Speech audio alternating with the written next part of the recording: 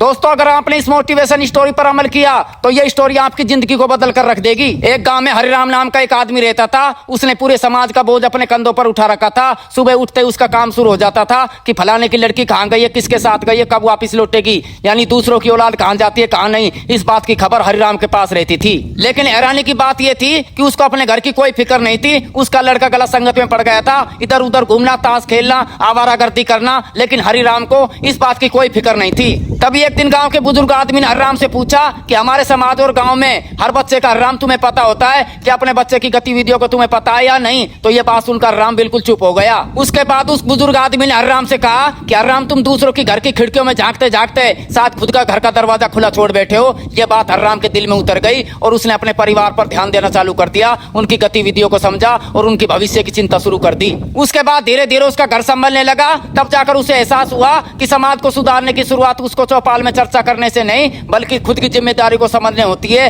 क्योंकि जो व्यक्ति घर का दीपक नहीं जला सकता वो पूरे गांव को रोशनी कैसे दे सकता है। दूसरों की कमियों को ढूंढना बहुत आसान होता है, लेकिन खुद की गलतियों को पहचानना सबसे बड़ा साहस होता है। जो लोग हर समय दूसरों की जिंदगियों का हिसाब रखते हैं, अक्सर वही लोग अपनी जिंदगी का सबसे महत्वपूर्ण सवाल भूल जाते हैं। इसलिए हर समय दूसरों की फिक्र ना करके खुद की शक्ल आईने में जरूर देख ले। दोस्तों, ये स्टोरी जाते जाते हमारे जीवन में सीख देती है कि दूसरों की कमियां ढूंढना जिनकी आदत बन गई है, अपनी गलतियों को छुपाना जिनकी फितरत बन गई है, घमंड ज्यादा दिन टिक नहीं सकता साहब, वक्त की एक ही ठोकर जिनकी हकीकत बन गई है।